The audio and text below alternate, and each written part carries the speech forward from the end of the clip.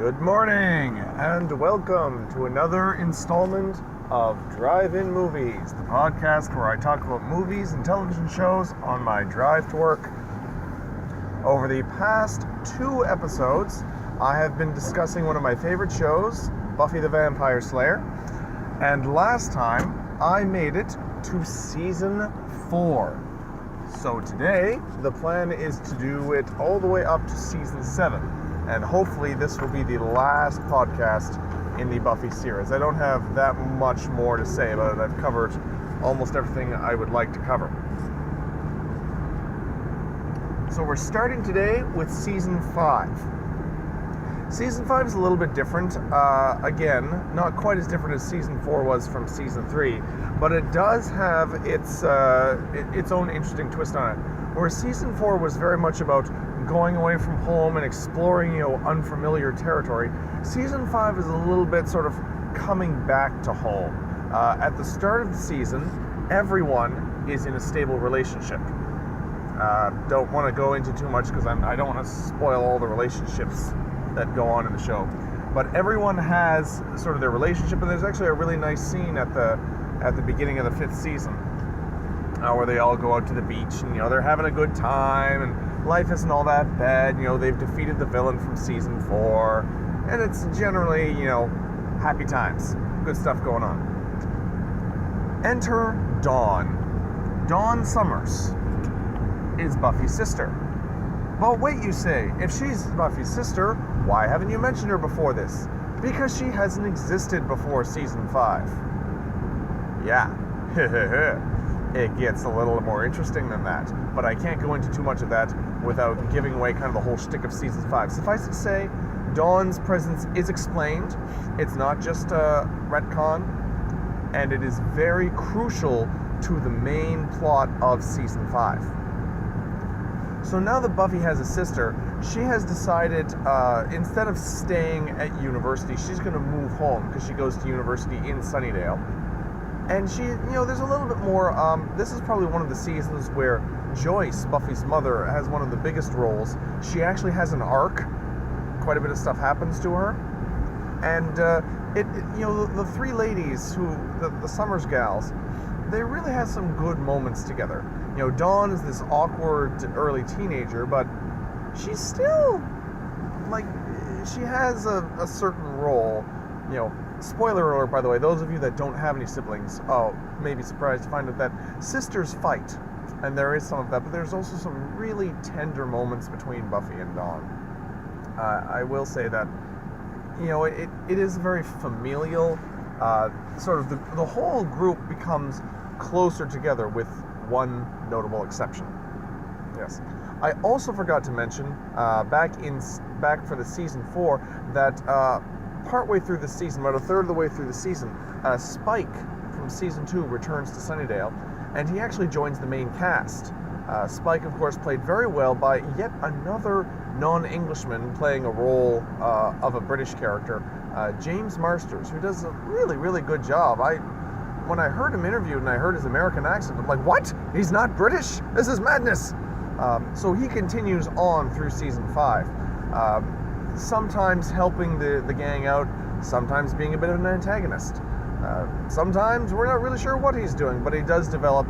He is there for a reason. He can get a little bit, I don't want to say whiny, but sometimes they have a hard time deciding what to do with him. I guess he's the token vampire on the cast now that Angel's gone. So that is Season 5 in, the villain, who I don't want to get into too much, but is a very, very difficult foe for Buffy to face. And there's sort of a part towards the end of the season, but not the finale part of the season, that's really, really low-key and very slow, and not a lot of, enemies that need to be fought. It's a very tender time, and it definitely serves a purpose. But that episode is really, it's really heart-wrenching. But towards the end of the season, the action picks up actually quite fast. And once it does, oh man, all kinds of really cool stuff happens. Buffy really gets much more serious. Her responsibility her sort of sense of responsibility really just grows throughout the entire season. Throughout the entire show, I would say. Yeah, the season is almost a microcosm of the series that way, and then she gets more and more serious. She still quips, she still makes witty comments, but they are lessened somewhat. And the season finale, which honestly would have worked had the series ended this season, would have worked as a series finale. I'm glad it didn't, because I'm glad we got 2 more seasons of content. But the season finale is quite good. All right, moving on to season 6. Season 6 represents a big shift in tone for the show. It begins with an act of real sort of something that the gang has never even attempted to do before, and has some dire consequences throughout the rest of the show, actually. Season 6, we get Willow and Xander and their people sort of really sort of clustering together around Buffy, and Dawn has a bit of a tough time in this season. Dawn, by the way, played by Michelle Trachtenberg, does a pretty good job. She gets a lot better next season. Dawn, they have a hard time. Dawn and Spike, I find around this point in the series, they have a difficult time making full use of them. They don't make the use of them like they do Willow and Xander and Anya and the rest of the crowd. There's definitely something missing there. Giles, this is also the first season that Giles is not in every episode. He's there at the beginning, and then he leaves for most of the season, and he's just not around as much. This was, by the way, a choice on Anthony Stewart Head's part as well.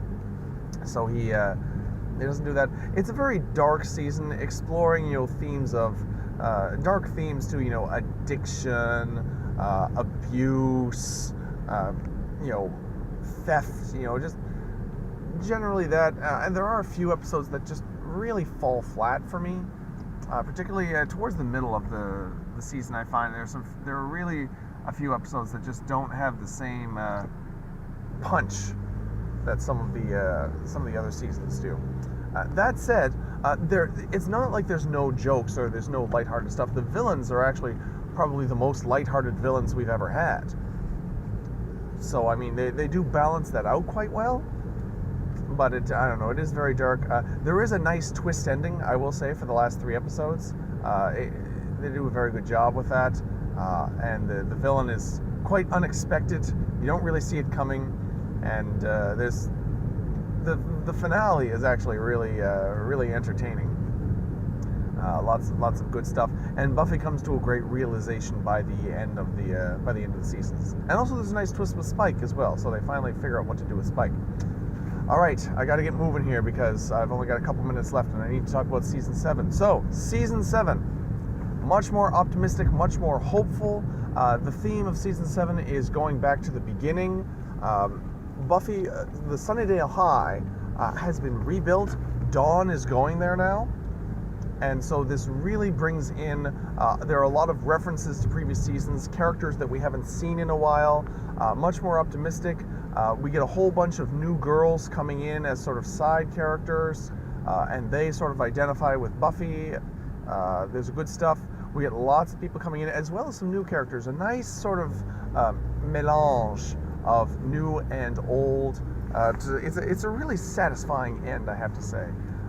No new main title characters. We do see a little bit more of Giles. He's not there for the whole season, but he's only in a handful of episodes in season 6, and he has a much greater role in season 7, which I enjoy because I really like Giles. He's a good character.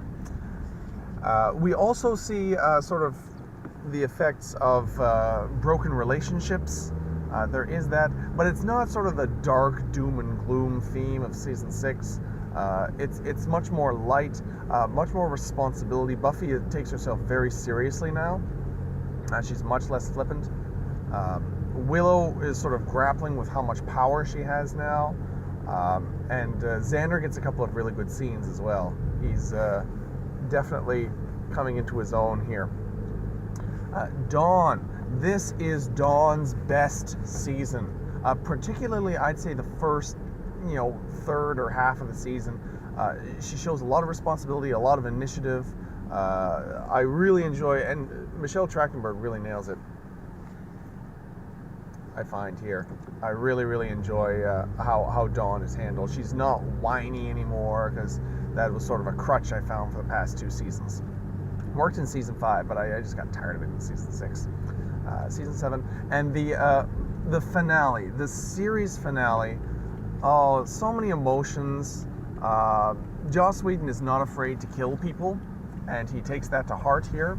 Although one of those deaths is a little cheap, I will say. And by the end of the finale, it'll make you feel that was a good show, So I am at work now. I just want to wrap up a little bit here. Buffy the Vampire Slayer, it's a cult show, but gosh darn it, it's so entertaining. I really, really like it. It's definitely worth watching. It is 7 seasons long and does have a spin-off, but don't let that stop you, because it's really, really fun. So anyway, I highly, highly recommend it. Watch Buffy the Vampire Slayer. It's on Netflix at the time of recording, so you should definitely check it out. So thank you for listening to me talk about Buffy the Vampire Slayer, and I'll talk to you guys next time.